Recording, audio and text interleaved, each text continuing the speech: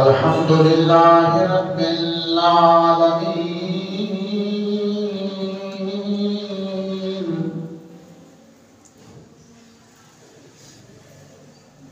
والصلاة والسلام على رسوله الكريم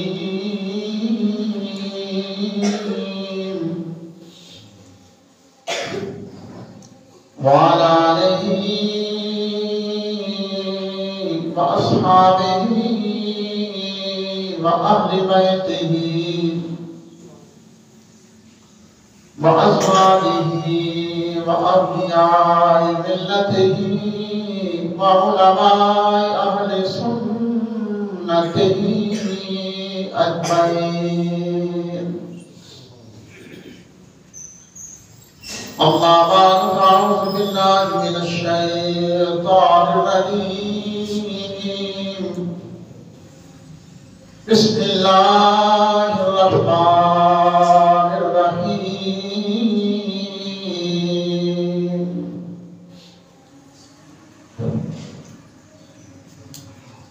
يا أيها الذين آمنوا اتقوا الله وكونوا مع الصادقين.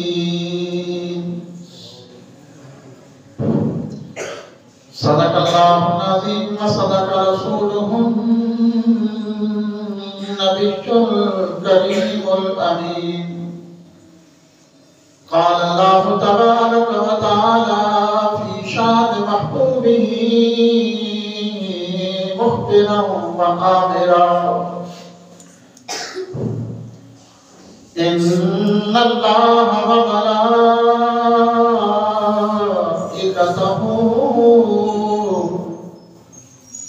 يصلون على النبي يا أيها الذين آمنوا صلوا عليه وسلموا تسليما. الصلاة والسلام عليك يا سيدي يا رسول الله وعلى آلك وأصحابك يا سيدي يا حبيب الله. الصلاة والسلام عليك يا سيدي يا رسول الله وعلى آلك وأصحابك يا سيدي يا خاتم النبيين.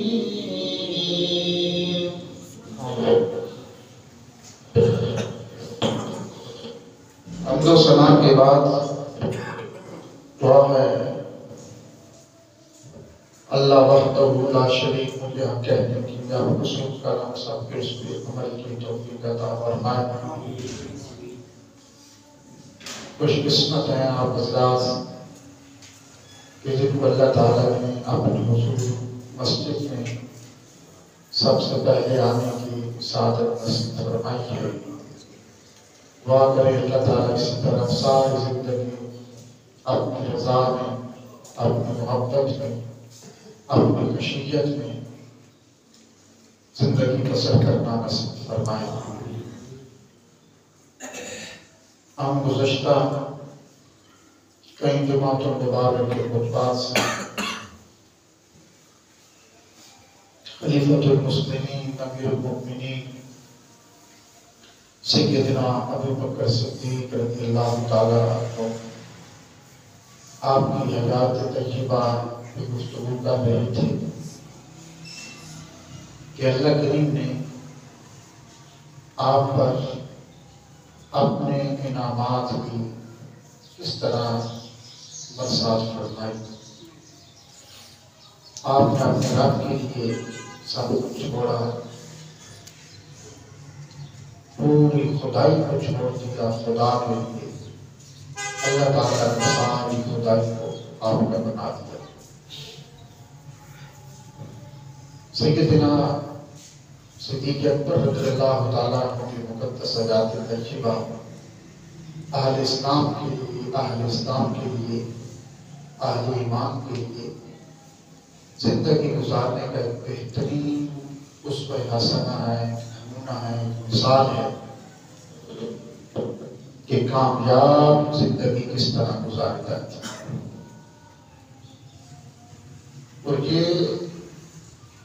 سیدنا صدیق اکبر رضی اللہ تعالیٰ عنہ اور سیدنا فاروق اعظم رضی اللہ تعالیٰ عنہ زمین پر حضور کے دونوں وزیر تھے. حضور کے تو ظاہری بادشاہ تھے، ایک روحانی بادشاہ تھے. آسمان پر حضور کے جو وزیر تھے، وزراء تھے، ان کا نام حدیث پاک میں حضرت جبرائیل اور حضرت میکائیل علیہ السلام آتا ہے. یعنی حضور کے 4 وزراء کے نام حدیث پاک میں آتے ہیں.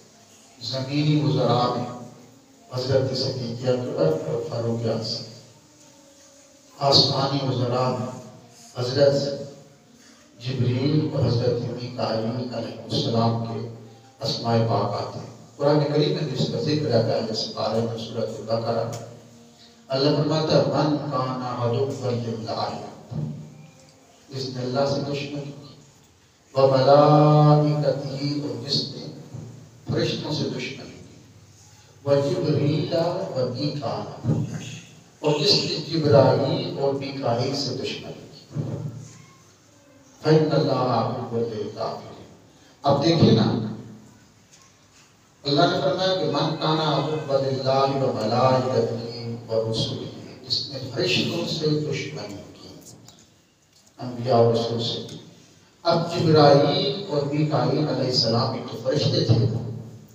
جب ملائکہ کا لفظ ذکر ہو گیا تھا تو پھر علیحدہ ان 2 جو جلیل القدر فرشتے تھے، ان کا نام کیوں ذکر کیا گیا؟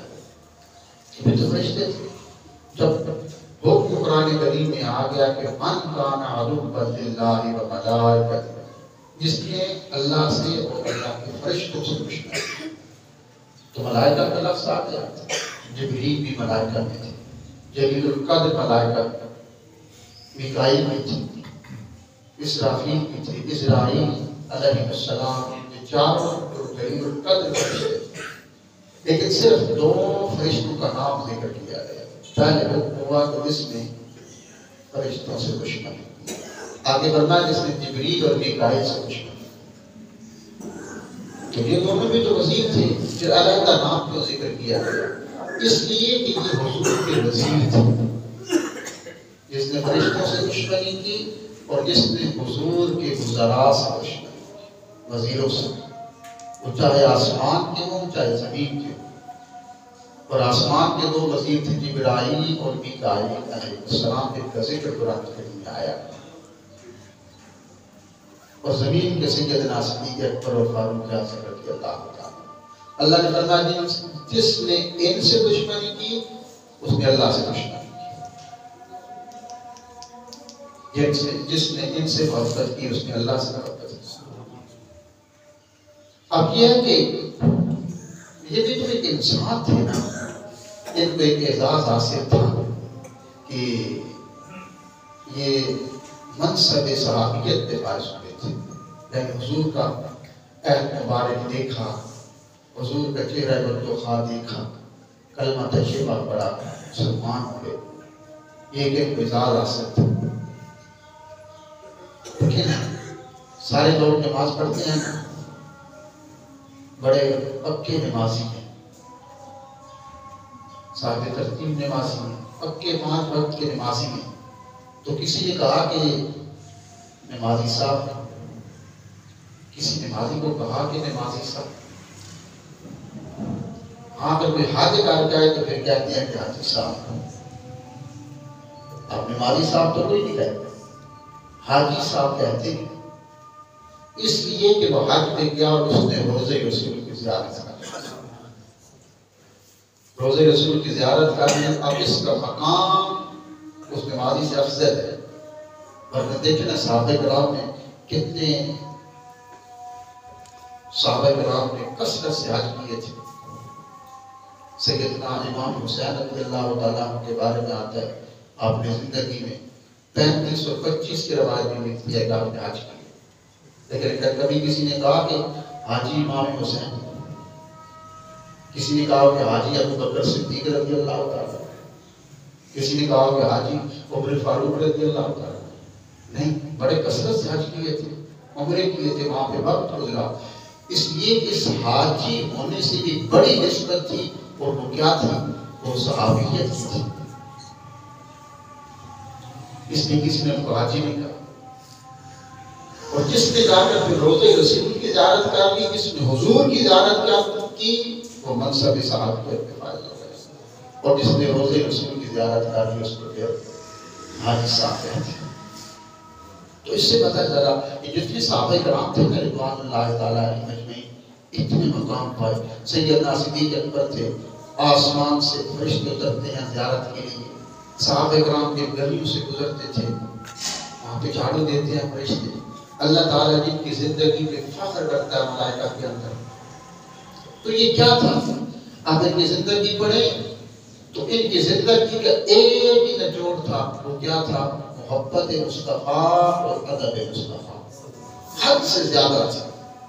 بس ایک چیز، ادب مصطفیٰ اور محبت مصطفیٰ، حد سے زیادہ تھی۔ اب دیکھیں نا سیدنا علی المرتضیٰ کرم اللہ تعالیٰ وجہ، آپ ان کو دیکھیں کتنی محبت کرتے تھے آپ نماز سے۔ حضرت علی کو کتنی نماز سے محبت تھی، کسی کو بھی محبت نہیں تھی جتنے حضرت علی نماز سے محبت کرتے تھے۔ حضرت علی ایک دن حضور کے پاس تشریف لائے، حضرت علی وہ نماز پڑھتے تھے کہ کسی نے پوچھ لیا کہ علی جس رب کی نماز پڑھتے ہو کبھی اس کو بھی دیکھا ہے؟ تو حضرت علی نے فرمایا کہ ایک راز تھا جو مجھے پوچھ رہا ہے، میں سر سجدے میں رکھتا ہوں، اس وقت تک نہیں اٹھاتا جب تک اپنے رب کا دیدار نہ کرتا، ہر سجدے میں اپنے رب کا دیدار کرتا ہوں۔ حضرت علی کی وہ نماز تھی۔ پنڈلی میں تیر پنڈلی کی ہڈی سے گزرا، پار نکل گیا، ہڈی سے تیر پار گزر گیا، نکل، لوہے کا تیر تھا، ہڈی میں سے لوگوں نے نکالنا چاہا تو درد محسوس، آپ نے فرمایا چھوڑ دو، میں نماز شروع کرتا ہوں، تم نکال دو۔ حضرت علی نے نماز شروع کی، دو آدمی تھے، انہوں نے ٹانگ پکڑی، دو تین نے زور سے وہ کھینچا، تیر نکال دیا۔ حضرت علی نے سلام پھیر کے پوچھا تیر نکال لیا تھا؟ کہا حضور آپ نماز پڑھ رہے تھے تو ہم نے کھینچ لیا تھا۔ ایک وہ نماز تھی، ایک ہماری نماز ہے۔ ہمارا سارا حساب و کتاب نماز میں ہوتا ہے، سارے دن کی مصروفیات نماز میں ہوتا ہے۔ اس لیے کہ حضرت عمر تھے رضی اللہ تعالیٰ اگر کوئی بات بھول جاتے نا، دو نفل شروع کر دیتے۔ اب باتیں کس لیے پڑھتا ہوں کہ شیطان یاد دلا دیتا ہے۔ شیطان نماز میں ہر وہ بات جو کبھی یاد نہیں ہوتی وہ بھی یاد دلاتا ہے۔ اتنی قوت و طاقت کا شیطان، اللہ کا دشمن اتنی قوت و طاقت کا مالک ہے، آپ کے دلوں میں اٹھنے والے خیالات کو بھی شیطان پڑھ لیتا ہے۔ حالانکہ اللہ علیم بذات الصدور، وہ ذات ہے جو سینوں میں اٹھنے والے کے خیالات کو جانتی ہے، اللہ کی ذات ہے۔ لیکن اللہ کے دشمن کی قوت و طاقت کا یہ عالم ہے، وہ بھی جانتا ہے کہ تمہارے دل میں کیا خیالات ہیں۔ تم مسجد کے لیے جا رہے ہو، راستے میں کون دوست ہے، پھر کہتے ہو اس سے بھی مل لو، وہ کام بھی کر لو، یہ بھی کر لو، وہ بھی کر لو۔ اگر اللہ کے دشمن کی قوت و طاقت کا یہ عالم ہے تو اللہ کے معبود کی قوت و طاقت کا عالم کیا ہوگا؟ بھائی کبھی کسی نے کہا کہ ہم شیطان کی قوت و طاقت نہیں مانتے؟ اللہ کی دشمن کی قوت و طاقت کو سارے مانتے ہیں، اور اللہ کے رسول اور اللہ کے نبی اور اللہ کے معبود کی جب قوت و طاقت کا عالم جب وقت آتا ہے تو سارے بڑھ جاتے ہیں۔ تو یہ میرے حضور کی شان تھی۔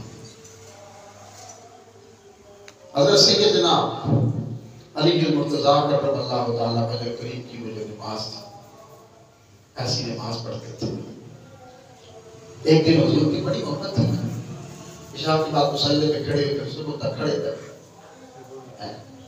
ہر سجدے میں رب کا دیدار، اور پھر رات کا آخری وقت آتا تو داڑھی دونوں ہاتھوں سے پکڑ گئے تھے اور کہتے اللہ تیرا مجرم حاضر ہے، اور کہتے یا اللہ کیا یہ عجیب نہیں ہوگا کہ تم علی کو بخش دے گا؟ اتنا خوف، اتنی فکر، اور ہم بے فکر، جن کے پاس سب کچھ تھا ان کو فکر تھی، اور جن کے پاس کچھ نہیں وہ بے فکر تھی۔ حضرت علی کی وہ نماز تھی۔ ایک دن حضور کے پاس تشریف لائے حضرت علی بن مرتضیٰ، تو کہنے لگے کہ یا رسول اللہ یہ فرمائیں کہ جنت میں بھی نماز ہوگی، جنت میں نماز پڑھنے کی اجازت ہوگی؟ تو حضور نے فرمایا نہیں علی، جنت میں تو نماز نہیں ہوگی، جزا سزا کے سلسلے ہوں گے، نماز صرف دنیا میں۔ دنیا سے روح نکلی انسان کی کفن پری سے اور اعمال کا سلسلہ منقطع ہو گیا، آگے کے سلسلے جزا و سزا پہ ہوگی۔ تو کہا حضور جنت میں نماز نہیں ہوگی؟ خالی نماز تو نہیں ہوگی جنت میں، تو پھر کہا حضور جنت میں مزہ تو نہیں آئے گا۔ حدیث کے لفظ ہے، حضرت علی کہتے ہیں حضور جنت میں مزہ تو نہیں آئے گا، جہاں پہ نماز نہیں ہو وہاں پہ مزہ نہیں۔ یہ میں تمہیں سمجھا رہا ہوں، اصل بات جو سمجھانی ہے اس کی طرف آ رہے ہیں کہ حضرت علی کو اتنی نماز سے محبت تھی، اور دنیا میں جس کو جس چیز سے محبت ہوگی وہی قبر ہوگی۔ ایک امام شافعی رحمۃ اللہ تعالیٰ علیہ، آپ حج پہ جا رہے تھے اور آپ نے لوگوں سے کہا کہ میں حج پہ جا رہا ہوں۔ اس وقت آپ کے جو علماء تھے، اولیاء اعظام تھے، آپ کی شاگردوں میں بیٹھتے تھے، آپ کے پاس پڑھتے تھے، وقت کے اولیاء اعظام تھے۔ تو کثیر تعداد میں اولیاء اعظام، علماء اور عوام آپ کے ساتھ اس گروپ میں شامل ہو گئے کہ ہم حضرت امام شافعی رحمۃ اللہ تعالیٰ علیہ کے ساتھ آپ کی میت میں ہم حج کرنے کے لیے جا رہے ہیں۔ ایک جوان تھا آپ کے شہر کا، اس پر کوئی کام نہیں ہوتا تھا، وہ ہر وقت قرآن پڑھتا تھا، ہر وقت قرآن پڑھتا تھا، بس اس کو ایک کسی سے بات بھی نہیں کرتا، اگر اسے کوئی بات کرتا تو اشارے سے اس کو جواب دے دیتا، لیکن زبان پہ تلاوت جاری رہتی، بڑی محبت، ہر وقت قرآن، ہر وقت قرآن۔ ہم نے تو کبھی قرآن کھولا ہی نہیں ہے، ہمارا قرآن تو صرف رہ گیا کہ جی کسی کا روح نہیں نکل رہی تو وہاں پہ سورۃ یاسین پڑھ دیں، کوئی مر گیا تو سارے ثواب کے لیے قرآن پڑھ دیں، صبح اٹھے تو برکت کے لیے سورۃ یاسین پڑھ دیں۔ یہ برکت قرآن باعث سے برکت اپنی جگہ پہ ہے، لیکن قرآن اس لیے نہیں آیا کہ تم سے برکت حاصل کرو، قرآن اس لیے آیا ہے کہ تم اپنی ساری زندگی قرآن کے مطابق گزارو، تمہاری زندگی گزارنے کے قانون اور ضابطے سب کچھ قرآن میں اللہ نے لکھ دیے۔ اب ہمارے تو جاگر کو چاہتے ہو کہ ہمارے گھروں میں رونق اور خوشیاں آ جائیں، تو ایک بزرگ کا میں پڑھ رہا تھا، فرماتے ہیں کہ اپنے قرآن کو دیکھو، اس کو جھاڑو، اس پہ گٹی تو نہیں ہے، اس جھاڑنے سے مراد ہے اس کی تلاوت کرو، تلاوت نہیں کر سکتے تو صبح اس کو چوم بھی لیا۔ حضور نے فرمایا قیامت کے دن ہر چیز کا حق ادا کرنا، وہ مانگے کیا اپنا، ماں ہے، باپ ہے، بیٹی ہے، بیٹا ہے، ہمسائے ہے، معاشرہ ہے، مسجد ہے، قرآن ہے، قرآن کا بھی حق ہوگا۔ صحابہ نے پوچھا حضور قرآن کا کیا ہے؟ فرمایا 1 سے 12 روز کی تلاوت ہے، اگر اللہ نے بخش بھی دیا قرآن راستہ ہو کے کھڑا ہو جائے، یا اللہ میرا بھی حق تھا، اللہ فرمائے گا اپنا حق قرآن سے خود بخشوا دے، اگر قرآن تجھے معاف کرتا ہے تو جنت میں چلا جا، میرے قانون کے مطابق تیرے پاس نیکیاں بڑی ہیں، گناہ کم ہیں، قانون قدرت کے مطابق تو جنت ہی ہے، لیکن اگر قرآن تجھے چھوڑتا ہے چلا جا۔ اپنی مسجد میں نماز پڑھنا واجب ہے، اپنی مسجد میں نماز پڑھنا واجب ہے، جو محلے کی مسجد ہے، ویسے حکم ہے کہ آپ کہاں زیادہ پڑھیں گے لیکن اپنی مسجد حق مانگیں گی، راستہ رو کے کھڑی ہو جائے، یا اللہ بنایا تھا ہمیں اس بستی میں، علاقے میں، محلے میں، یہ کیوں نہیں آتا تھا نماز؟ اللہ فرمائے گا مسجد سے اپنا آپ خود بخشوا۔ تو یہ قرآن کا حق ہے، تو وہ شخص روزانہ قرآن کی تلاوت کرتا تھا۔ ایک دن حضرت دادا کا بخش لگی میری فرمانے لگے، لوگوں میں تو صبح اٹھ کے اللہ سے باتیں کرتا ہوں، لوگوں نے کہا حضور یہ کون سی بات ہے، یہ کیسی بات آپ نے کہا کہ یہ اعزاز انبیاء کے پاس تھا یا صرف حضرت موسیٰ کلیم اللہ علیہ السلام کے پاس تھا جو اللہ سے کلام کرتے تھے؟ اور حضور آپ نے کیا فرما دیا کہ میں اللہ سے باتیں کرتا ہوں؟ فرمایا ہاں میں صبح اٹھ کے قرآن پڑھتا ہوں، اور قرآن پڑھنا ہی اللہ سے باتیں کرنا ہے۔ علامہ اقبال قرآن کی تلاوت کر رہے تھے نا، تو بڑے ہاتھ سے کانوں پہ رکھتے ہوئے بڑی محبت میں ڈوب کے قرآن کی تلاوت کرتے تھے حضرت علامہ اقبال رحمۃ اللہ تعالی آنکھوں میں آنسو آتے قرآن کی تلاوت کرتے تھے. ان کو حکیم الامت ان کا لقب تھا علامہ اقبال کا. جانتے ہو کہاں سے ملا تھا؟ ہر وقت حضور کے ساتھ میں درود پاک پڑھتے تھے. جس دن 1 کروڑ مرتبہ آپ نے درود پاک مکمل کیا رات حضور کی خواب حضور تشریف کا زیارت نصیب ہوئی. حضور نے فرمایا کہ اقبال لوگ تمہیں ہم تمہیں حکیم الامت کا لقب عطا کریں. سبحان اللہ. یعنی امت میں عقل مند انسان وہ جو درود پاک کثرت سے پڑھے. حضور فرماتے ہیں ہمارے نزدیک کو سب سے عقل مند ہے. تو باپ نے علامہ اقبال سے کہا کہ قرآن ایسے نہ پڑھا کرو جیسے قرآن کا حق کیسے پڑھا کرو. کہا باپ سے کہا حضور میں میری آنکھوں میں آنسو آتے ہیں میں بڑی توجہ سے پڑھتا ہوں. کہا یہ حق نہیں ہے قرآن کا. علامہ اقبال کے باپ نے کہا حق یہ ہے کہ تم بھی تلاوت کرو جو آیت پڑھو جو لفظ پڑھو یہ سمجھو کہ اللہ تعالیٰ نے صرف میرے بارے میں نازل فرمایا. یہ حکم صرف میرے بارے میں اللہ خوش کلام فرما رہا ہے. یہ قرآن کا امام شافعی رحمۃ اللہ تعالیٰ نے جو گروہ ڈال رہا تھا نا اس میں ایک جوان تھا جو بڑی ہر وقت قرآن پڑھتا اور قرآن سے بڑی محبت تھی. تو امام شافعی فرماتے مجھے اس پہ رشک آنے لگا. میں اتنا 12 سال جوانی میں اتنے سے ہر وقت قرآن کی تلاوت کسی سے بات نہیں کرتا اور اگر کوئی بات کرنا چاہے تو اشارے سے جواب دے دیتا ہے. کہتے ہیں امام شافعی فرماتے ہیں میں نے راستے میں کافی دفعہ کوشش کی میں اس جوان سے بات کر سکوں لیکن اس جوان سے میں بات نہ کر سکا. وہ بات کرتے ہی نہیں تھا. میں کوئی کہتا تو اشارے سے جواب دے دیتا. سارے لا دیتا ہاتھ ہلا دیتا ہاتھ کے اشارے سے سارے کے اشارے سے جواب دیتا. صبح پہ قرآن کی تلاوت آتی ہے. کہتے ہیں ہم سے حرم میں پہنچ گئے. جب کعبۃ اللہ کا طواف جاری تھا کہتے ہیں میں نے دیکھا کہ وہ شخص حتیم میں بیٹھ کر قرآن کھول کے پڑھ رہا ہے. قرآن سامنے آ رہا ہے. میں نے کہا آج تو کام آ گیا آج تو بات کر کے نہ چھوڑ گیا. امام شافعی فرماتے ہیں میں جب طواف مکمل کیا تو پیچھے آ کے بیٹھ گیا. جو ہی میں اس کے پیچھے بیٹھا اس کے جوان کے کندھے پہ ہاتھ رکھا تو اس نے قرآن بند کر دیا اور کہا امام شافعی فرماتے ہیں میں نے کہا جوان آج تو بات کرنا. کہا میں بھی تمہارے انتظار میں تھا میں بھی تم سے بات کرنا چاہتا ہوں. کہا کیا تو بات کرنا چاہتا ہے؟ لاکھ کوشش کی سفر میں یہاں پر حرم میں تو نے بات نہیں کی کسی سے نہیں کرتا ہے تو خود بات کرنا چاہتا ہے. کہا حضور میں خود کرنا چاہتا ہوں. جیب میں ہاتھ ڈالا کچھ پیسے نکالے 13 دینار تھے. کہا حضور یہ لے لے.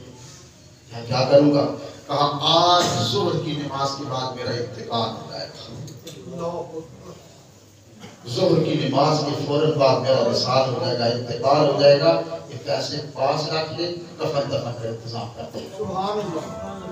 امام شافعی فرماتے ہیں میں نے بات کرنا ہی چاہی تھی اس نے پھر منہ پھیر لیا اور قرآن کھول کے پڑھنا شروع کر دیا. اور ایک مسئلہ مجھ سے پوچھا تھا کہا امام شافعی تم بڑے عالم دین اور اللہ کے ولی ہو بتاؤ نا قرآن سے جو محبت کرتا ہے قبر میں قرآن پڑھے گا؟ ہاں پڑھے گا. قبر میں قرآن پڑھے گا. جو نماز سے محبت کرتا ہے وہ قبر میں نماز پڑھے گا. جو حضور کی نعتوں سے محبت کرتا ہے بس قبر میں پڑھتا ہے. اس نے کہا کہ ٹھیک ہے قرآن کی تلاوت شروع. امام شافعی فرماتے ظہر کی اذان ہوئی میرے ساتھ اس نے کھڑے ہو کے نماز پڑھی سنتیں پڑھی فرض پڑھی پھر 2 سنتیں پڑھی. امام شافعی فرماتے ہیں میرے پاس کھڑا تھا 2 نفل پڑھ رہا تھا. میں نے نفل شروع کیے تو نفل مکمل کر کے سلام پھیرتا ہوں تو دیکھتا ہوں کہ جوان وہاں تھوڑے فاصلے پہ لیٹا ہوا ہے اور اس کی زبان سے کلمہ جاری ہے. جب میں قریب پہنچا تو اس کا وصال ہو چکا تھا. امام شافعی فرماتے ہیں اختصار کے ساتھ کہ ہم اس کا جنازہ پڑھا اور جنت المعلا کے اندر اس کو دفنا. فرماتے سال گزر گیا اگلے سال پھر میں حج میں گیا. جب میں حج میں گیا جنازہ اٹھا سین حرم میں جنت المعلا میں لے کے دفنانے کے لیے. جب وہاں پہ قبر کھودی جا رہی تھی تو ساتھ والی قبر کی دیوار گر گئی. تھوڑی سی دیوار گر گئی. لوگ میرے پاس آئے کہ امام شافعی آپ عالم دین ہیں اللہ کے ولی ہیں مسئلہ بتائیں ساتھ والی قبر کی تھوڑی سی دیوار گر گئی کیا کریں؟ آپ نے فرمایا پیچھے ہٹو میں دیکھتا ہوں. امام شافعی فرماتے ہیں یہ اسی جوان کی قبر تھی. اس نے پچھلے سال میں دفنا کے گیا تھا. جو ہر وقت قرآن پڑھتا تھا. کہتے ہیں میں نے جب تھوڑی سی دیوار گری میں نے جھانک کر دیکھا تو جوان بیٹھا ہوا تھا, سامنے قرآن پڑھا تھا, قرآن کی تلاوت کر رہا تھا اور مجھے دیکھ کے مسکرانے لگا اور کہا کہ امام شافعی دیوار گری نہیں گرائی گئی ہے بس تمہیں دکھانے کے لیے. جس دن سے آیا ہوں بس قرآن ہی پڑھ رہا سامنے کھلا. کہتے ہیں قرآن سامنے پڑھا تھا, حافظ نہیں تھا, قرآن سامنے پڑھا ہے, وہ پڑھ بیٹھ کے کہتے مجھے دیکھا مسکرانے لگا. کہا امام شافعی دیوار گری نہیں ہے گرائی گئی ہے تمہیں بتانے کے لیے, اب لوگوں کو نہ بتانا, یہ دیوار بند کر دو. قرآن سے محبت کیا ہے. حضرت علی نے حضور سے پوچھا حضور جنت میں نماز ہوگی؟ کہا علی نہیں. کہا حضور پر جنت میں کیا مزہ ہے؟ پھر مزہ تو نہیں نہ آئے گا, نماز جنت میں نہیں ہوگی. بتایا رہا تھا کہ حضرت علی جو تھے اتنی محبت کرتے تھے نماز, حضرت علی اتنی محبت کرتے تھے, بڑی محبت. پھر ایک دن کیا ہوا, مقام تنعیم پر حضور کے گود میں, حضور حضرت علی کی گود میں سارا کے آرام کر رہے ہیں. اب یہ نقطہ ہے جو میں سمجھا رہا تھا کہ علی علی کیسے بنے, ابو بکر صدیق اکبر کیسے بنے, حضرت عثمان ذی النورین کیسے بنے, حضرت مولا علی حیدر کرار کیسے بنے, یہ مقام کیسے ہوا. حضرت علی جو اتنی محبت نماز سے کرتے تھے, مقام تنعیم کرتے. اثر ہے حضور حضرت علی کے گود میں ساتھ کے آرام فرما رہے ہیں, اثر کی نماز کا وقت ہوا, ہو سکے حضور کی آنکھ مبارک لگا کے حضور نماز پڑھ کے تشریف لائے. حضور نماز پڑھ کے حضرت علی نے پڑھنی تھی, حضور نے ساتھ رکھا, حضور کی آنکھ لگ گئی. اب حضرت علی کو تو نماز سے بڑی محبت تھی, بڑی محبت تھی.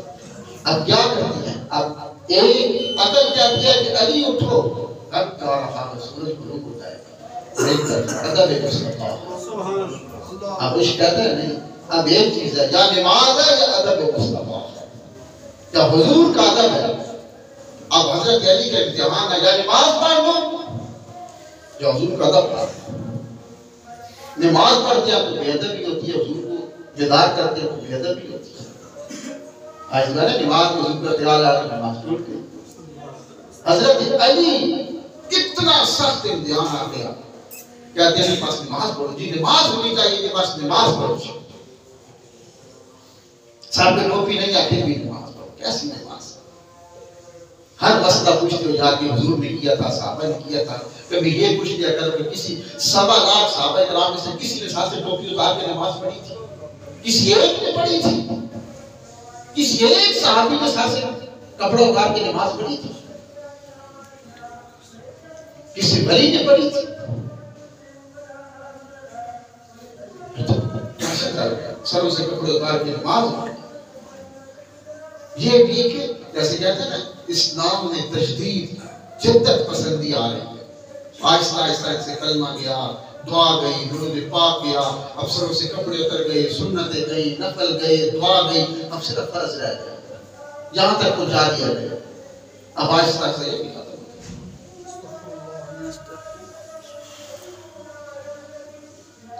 حضرت علی تھے رضی اللہ تعالیٰ, نماز سے بڑی محبت ہے. اب نماز زندگی میں کبھی قضا نہیں ہوئی تھی, اب نماز کا رہے, سورج غروب ہوتا ہے. اب کیا کریں, ایک طرف ادب مصطفیٰ ہے اور ایک طرف حضور ہے, ایک طرف نماز. اب یا حضور کو رکھ لو یا نماز پڑھ لو, یا اللہ کی نماز پڑھ لو یا حضور کو رکھ لو. حضرت علی کی عشق نے فیصلہ کیا, نماز نہ کیا تو چلی جائے, نماز نہ کیا تو رہ جائے, چھوٹ دیا تو چھوٹ جائے, قضا ہوتی ہے تو ہو جائے. اس علی کی زندگی بھر نماز قضا نہیں ہوتی, اتنی محبت.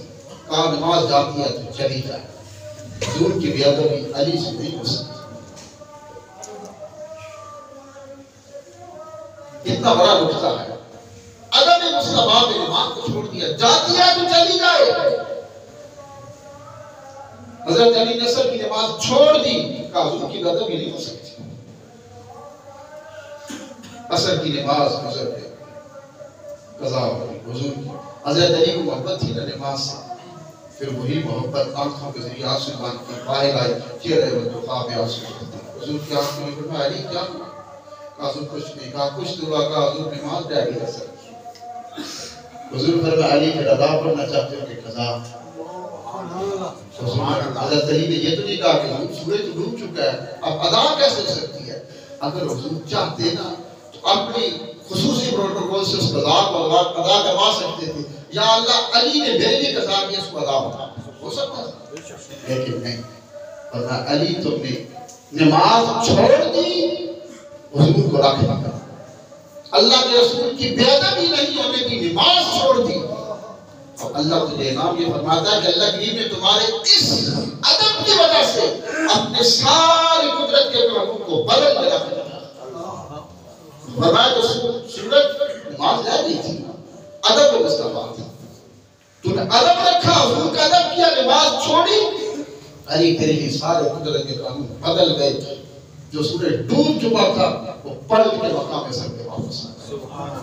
حکم ہے اگر آج بھی تم ادب مصطفیٰ حد سے زیادہ کرو تمہاری قدرت کے قانون ادب سے جو تمہاری زندگی میں غموں کا سورج ہے خوشیوں کا سورج غروب ہو چکا ہے تمہارا کام ہے حضور سے محبت کرنا حضور سے ادب کرنا.